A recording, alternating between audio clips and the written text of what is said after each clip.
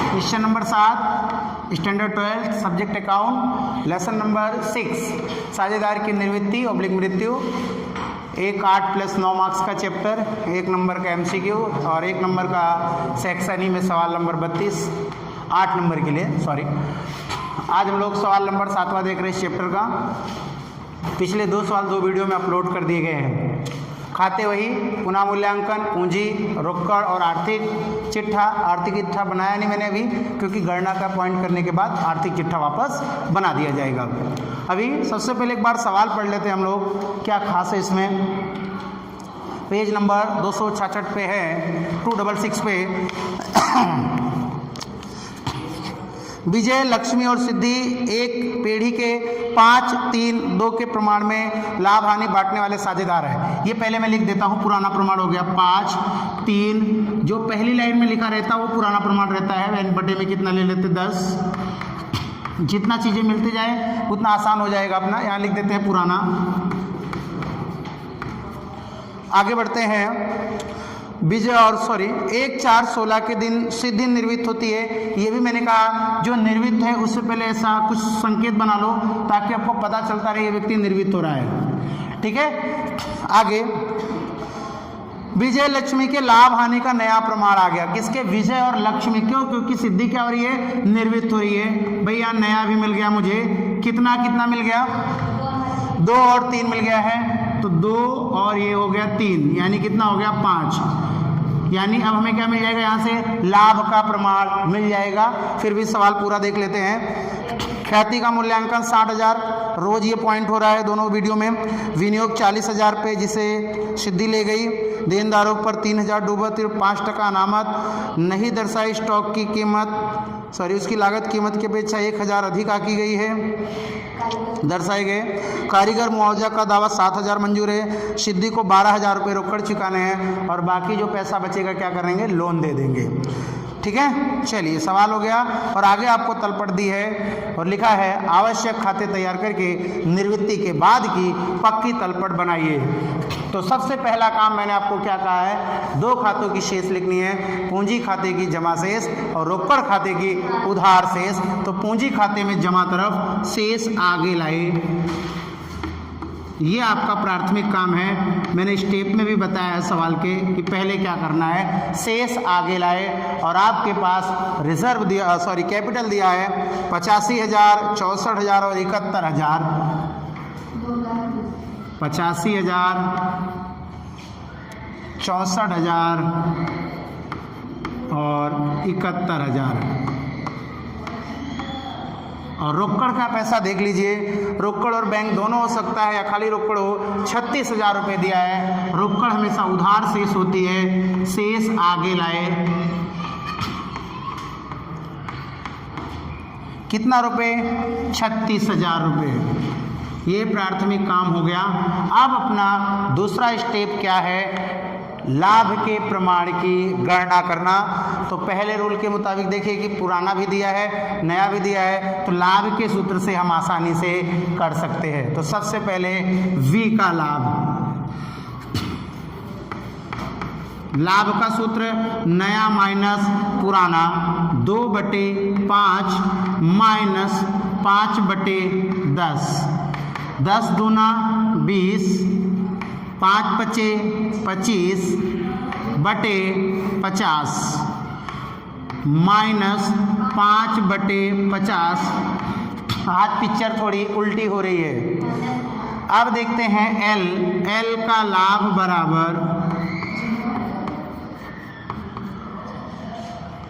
L का लाभ बराबर 3/5 माइनस 3/10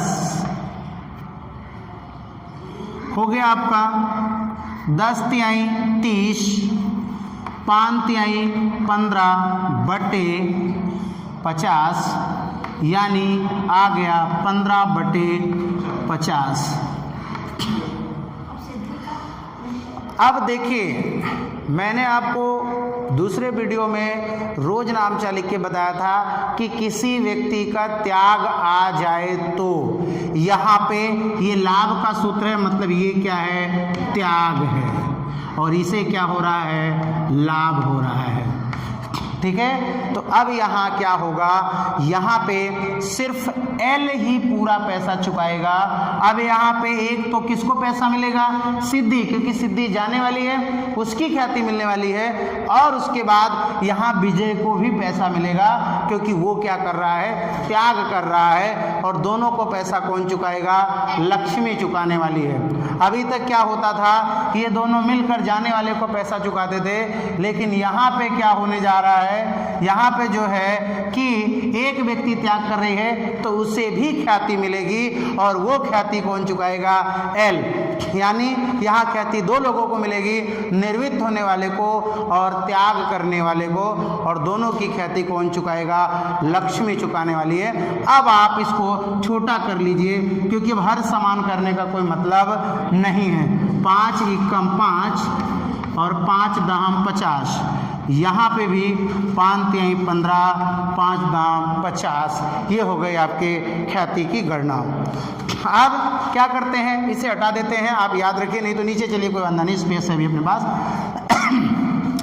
अब ऐसी स्थिति में सबकी ख्याति ज्ञात की जाती है, सबके प्रमाण से गिनेंगे, तब आपको पता चलेगा कि किसका कितना ख्याति बन रहा है। सबसे पहले जाने वाले की ख्याति गिन लीजिए आप। जाने वाला कौन है, सिद्धि, तो सिद्धि की ख्याति बराबर एस की ख्याति बराबर टोटल मूल्यांकन देखिए सवाल में दिया है, एडजस्टमेंट नंबर 2, पेढ़ी के ख्याति का मूल्यांकन कितना करना है हमको, 60,000 रुपये करना है, तो 60,000 लिख लीजिए, गुणे सिद्धि का कितना दिया है, 2/10 कर दीजिए, 6 दूनी 12,000 रुपये किसका हो गया, सिद्धि का हो गया, यानी सिद्धि को कितना मिलेगा, 12,000। अब मैंने क्या कहा, और बाकी दोनों विजय और लक्ष्मी का विभाग आपको ज्ञात करना पड़ेगा। तो पहले मिलने वाला किसको, इसके बाद विजय को, तो विजय को प्राप्त ख्याति देख लेते हैं।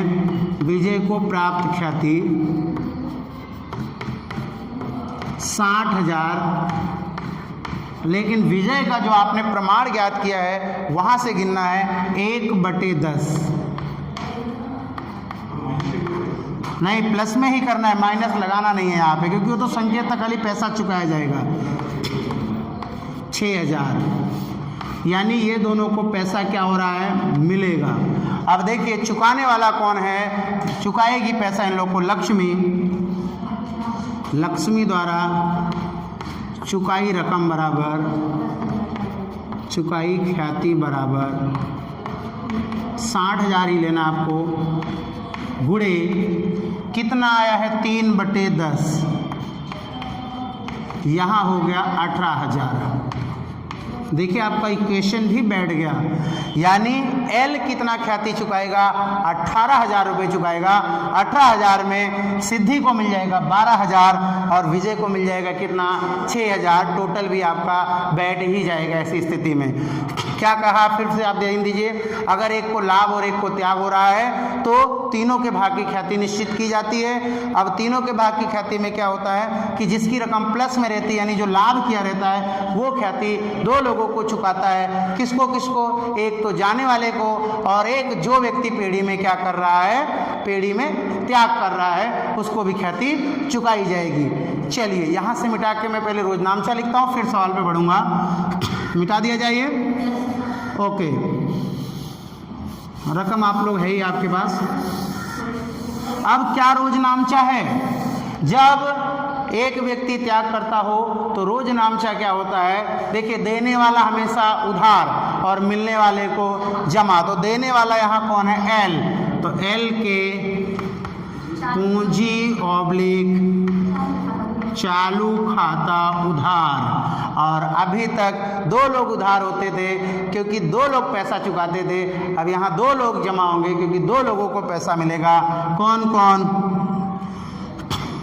पहला कौन, सिद्धि, एस के पूंजी ऑब्लिक चालू खाते का, और दूसरा लक्ष्मी सॉरी लक्ष्मी नहीं, कौन है, विजय, विजय के पूंजी खाते का, पूंजी ऑब्लिक चालू खाते का अमाउंट एल में 18,000, एस को कितना मिलेगा 12,000 और 6,000। ठीक है, ये आज का नया टॉपिक था कि एक व्यक्ति त्याग कर रहा था तो यहाँ पे ख्याति दो लोगों को मिलती है, त्याग करने वाले को और जो निवृत्त हो रहा है उसको, और पूरा पैसा चुकाता है कौन, जो व्यक्ति लाभ कर रहा है। चलिए खतौनी करना है, एकदम सिंपल, पैसा किसको किसको मिल रहा है उसको जमा कर दो। एस और वी, एस को मिल रहा है कितना 12,000 रुपये और वी को कितना मिल रहा है 6,000 रुपये, और पैसा कौन दे रहा है पूरा, एल, तो एल में एक बार 12,000 और एक बार 6,000।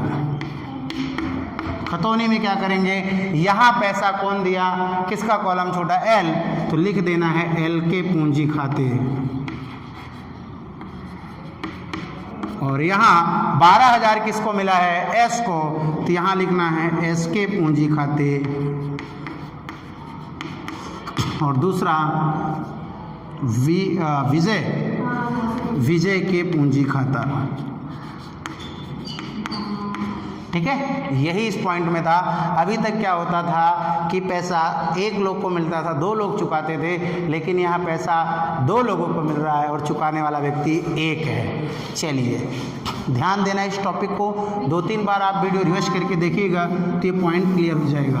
अब मैं सब सारी चीज़ें मिटा देता हूँ क्योंकि मेरा ख्याति का पॉइंट हो गया। पुराना प्रमाण मैं ऊपर लिख लेता हूँ 5, 3, 2, क्योंकि बनाना है मुझे आर्थिक चिट्ठा। हर सवाल में आपको एक पॉइंट थोड़ा अलग मिलता रहेगा, बाकी चीज़ें सब एक जैसी होती रहती हैं। पूंजी दायित्व रकम, संपत्ति लेना रकम। चलिए आगे बढ़ते हैं। एडजस्टमेंट नंबर हमारा 1 हो गया, 2 हो गया, ख्याति तक के पॉइंट पड़ गए। एडजस्टमेंट नंबर 3 है, विनियोग की कीमत कितनी है बाजार की, 40,000 रुपये, जिसे कौन ले जाता है, सिद्धि ले जाती है। तो अगर कोई भी संपत्ति कोई भी साझेदार ले जाता है तो उसके पूंजी खाते उधार कर दिया जाता है। कोई भी संपत्ति साझेदार ले जाए, 5वें सवाल में भी ये पॉइंट था, तो कौन ले जा रहा है, सिद्धि। क्या ले जा रही है, विनियोग, तो यहाँ विनियोग लिख दीजिए और सिद्धि के कॉलम में लिख दीजिए 40,000 रुपये। कितने में ले गई, 40,000। अब आप देखिए विनियोग था कितने का, विनियोग देखिए आप लोग अपनी तलपट में, विनियोग तलपट में दिया है 60,000 रुपये का। विनियोग तलपट में कितने का है, 60,000, गया कितने में, 40 में, यानी कितने का नुकसान हुआ, 20,000। तो नुकसान मतलब पुनः मूल्यांकन उधार नहीं लिखेंगे। मैंने कहा है उसके लिए रिजर्व देखा जाता है, अगर रिजर्व नहीं दिया रहता है तो पुनः मूल्यांकन में उधार करते हैं। लेकिन देखिए क्या रिजर्व है इसके लिए, विनियोग कमी वृद्धि फंड देखिए दिया हुआ है 15,000 रुपये। आपको नुकसान कितने का हुआ, 20, रियल में नुकसान कितने का हुआ, 20, रिजर्व कितनी है 15,000, इसमें से दे दो, बचा कितना 5,000, यानी अभी भी नुकसान कितने का है, 5,000 रुपये का। तो इसे पुनः मूल्यांकन में उधार कर देते हैं, विनियोग लिख के, कितना रुपया, 5,000। ठीक है, देखिए 5,000 का अगर मानिए बचता पैसा, जैसे मान लीजिए रिजर्व 25,000 होता तो 5,000 बच जाता, तो उसे क्या करते हैं, बांट लेते हैं। पैसा बचता है तो बढ़ता है, कम पड़ता है तो पुनः मूल्यांकन में उधार कर दिया जाता है। चलिए एडजस्टमेंट नंबर नेक्स्ट, देनदारों का पॉइंट आया तो आंख बंद करके देनदार पे क्या किया जाता है। अच्छा एक चीज़ और अगर किसी के मन में आए, सर विनियोग संपत्ति में क्यों नहीं लिखे, तो संपत्ति चली गई, अब संपत्ति बची नहीं है। संपत्ति कोई व्यक्ति खरीद लिया तो यहाँ आने का कोई संभावना नहीं है।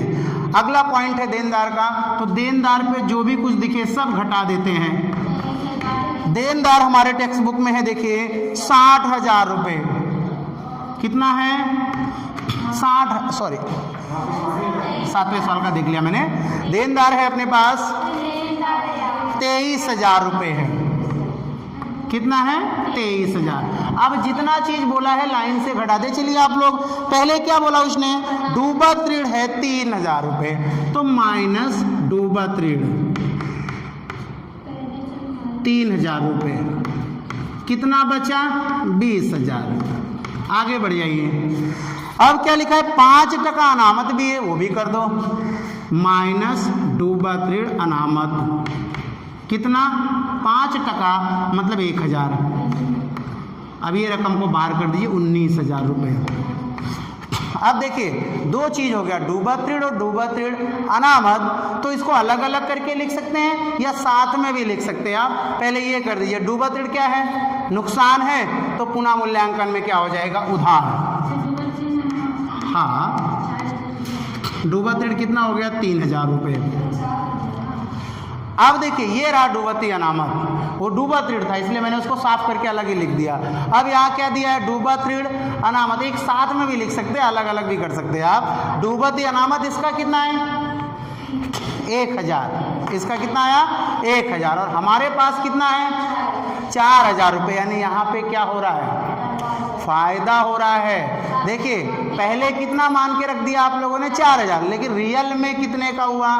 1,000 रुपये का। यानी 3,000 रुपये का क्या हो रहा है? फायदा हो रहा है डूबती अनामत में। ठीक है, फिर से समझिए। यहाँ रिजर्व कितना आया? 1,000। अपने पास कितना दिया रिजर्व? पहले से 4,000। यानी नुकसान उन लोगों ने ज़्यादा माना, हुआ रियल में कम। तो 3,000 रुपये का यहाँ पे क्या हो रहा है? फायदा हो रहा है। तो फायदा पुनः मूल्यांकन में क्या होता है? जमा होता है। डूबत ऋण अनामत 3,000। आप ये दोनों एंट्री कैंसिल कर दोगे तो भी 0 ही आने वाला है। ठीक है, लेकिन अलग अलग लिखिए, व्यवस्थित रहेगा। ठीक है, आगे बढ़ते हैं। अगला पॉइंट है अपने पास, बही में दर्शाए स्टॉक की कीमत उसकी लागत कीमत से 1,000 रुपये अधिक है। क्या कह रहा है? बही में दर्शाया, जो बही मतलब जो बुक में लिखा हुआ है, यानी बुक में स्टॉक कितने का लिखा है? 35,000 का। अब क्या हो रहा है? उसकी लागत कीमत की अपेक्षा 1,000 रुपये अधिक आंकी गई है। जो स्टॉक लिखा है वो 1,000 रुपये ज़्यादा लिखा है। क्या बोल रहा है वो? जो स्टॉक है वो लागत कीमत से 1,000 रुपये क्या है? ज़्यादा है। तो ज़्यादा है तो क्या कर दीजिए? कम कर दीजिए। स्टॉक यहाँ कितना लिख देता हूँ? 35,000 माइनस कमी कर दीजिए, कितना अधिक है? 1,000। 1,000 रुपये यहाँ से घटा देंगे, रिजल्ट आ जाएगा 34,000। घटा तो पुनः मूल्यांकन में क्या हो जाएगा? उधार स्टॉक लिख के 1,000 रुपये। चलिए फिर देखिए, 7वां पॉइंट है, कारीगर के मुआवजे का दावा 7,000 रुपये मंजूर हुआ। कोई भी दावा दिखता है तुरंत उसको लायबिलिटीज यानी संपत्ति में लिख दीजिए। कारीगर दावा कितने रुपए का मंजूर हुआ? 7,000 रुपये का।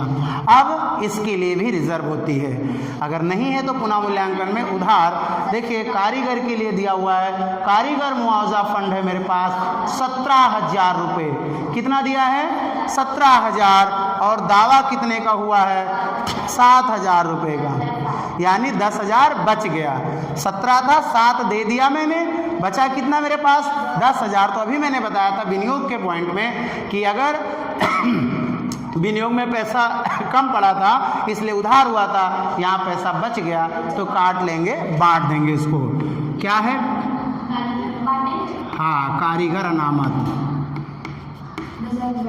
तीनों को बांट देंगे, यानी 5,000, 3,000 और 2,000। जमा तरफ क्यों बटा? क्योंकि पूंजी दायित्व में दिया है। ठीक है, चलिए लास्ट पॉइंट है कि सिद्धि को 12,000 रुपये रोकड़ देना है। तो भाई जिसका पैसा दिया जाता है उसके उधार तरफ लिखते हैं। रोज नामचे मैंने साफ आपको लिखा है कि रोकड़ में पैसा भुगतान किया जाए तो निर्वित्त साझेदार के पूंजी खाते उधार रोकड़ खाते का। तो सिद्धि को कितना पैसा दे दिया आपने? 12,000 रुपये रोकड़ में चुका दिया।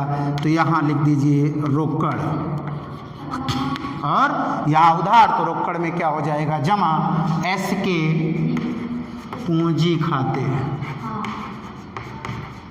कितना रुपया? 12,000। चलिए यहाँ पे एडजस्टमेंट हमारा ख़त्म होता है। तलपट देख लेते हैं, जैसा है वैसा उतारते जाइए जो चीज़ छुका। जमीन मकान है मेरे पास 1,30,000 का। फिर है यंत्र है मेरे पास 70,000 का। ज़ीरो में मिस्टेक नहीं करना, नहीं तो बाद में दिक्कत हो जाती है। फिर है विनियोग हो गया, स्टॉक हो गया, देनदार हो गया, रोकड़ भी हो गया। इस साइड आइए, विनियोग कमी वृद्धि फंड हो गया है, कारीगर फंड भी हो गया। बचा क्या? लेनदार और प्रोविडेंट फंड। सेम उतार दीजिए। लेनदार है आपका 56,000 और प्रोविडेंट फंड पीएफ दिया है 42,000 रुपये। चलिए अब आप क्या करेंगे, सभी पॉइंट का एक एक करके खाता बंद करके जाएंगे। पहले पुनः मूल्यांकन खाते का टोटल कीजिए।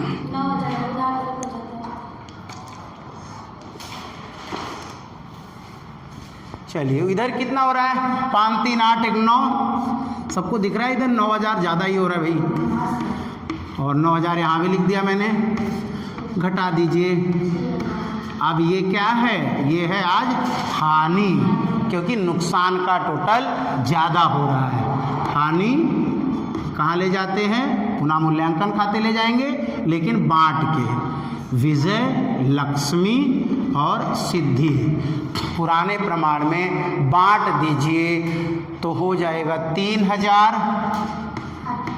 1,800 और 1,200। ठीक है, ये यहाँ से यहाँ कैचअप करिए। पुनः मूल्यांकन खाता कितना रुपया? 3,000, 1,800 और 1,200। अभी क्या बताया गया आपको? सबसे पहले किसका खाता बंद किया जाता है? निवृत्त होने वाले साझेदार का खाता पहले बंद करवाएंगे। तो पहले सिद्धि का जमा साइड का टोटल जोड़ेंगे हम लोग। 85,000 रुपये टोटल हो रहा है जमा तरफ के।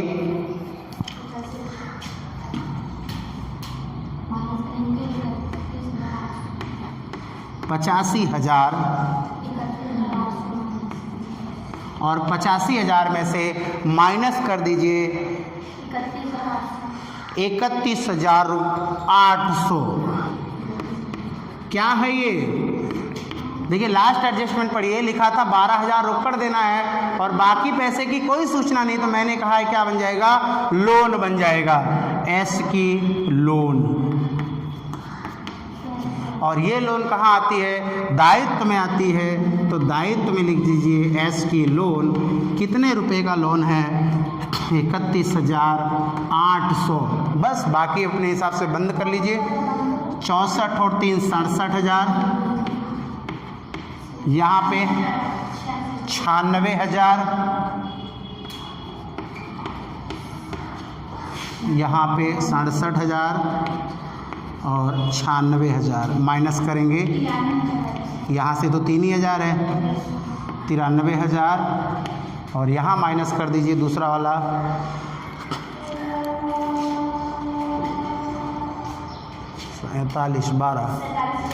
47,200। यहाँ लिखेंगे शेष आगे ले गए। शेष आगे ले गए मतलब यहाँ लिख दीजिए पूंजी। कौन कौन? विजय और लक्ष्मी।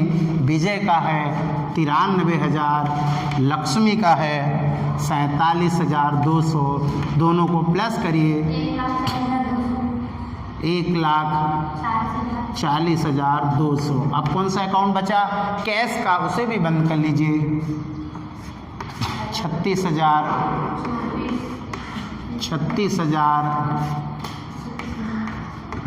बचा कितना? 24,000। क्या लिखेंगे इसको? शेष आगे ले गए।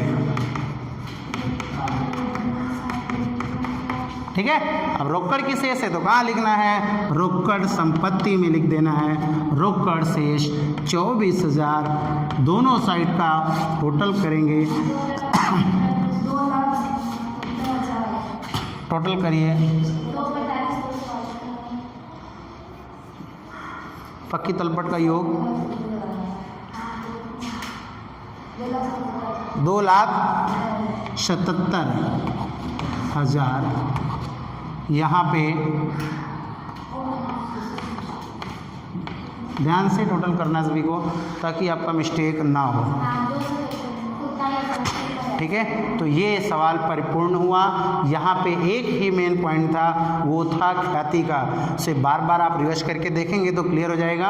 अगर दोनों को लाभ रहता है तो दोनों पैसा देते हैं जाने वाले को। यहाँ एक व्यक्ति को त्याग हुआ तो उसे भी ख्याति मिल रही है, जाने वाले को भी ख्याति मिल रही है, और दोनों ख्याति कौन चुका रहा है, लाभ कमाने वाला व्यक्ति, ठीक है। इस पार्ट का तीसरा सवाल ये आपको पूरा हो गया, ठीक है। अगले वीडियो में हम लोग प्रश्न नंबर चौथा, यानी कि आपके हिसाब से सवाल नंबर 8वां किया जाएगा, ठीक है। ओके।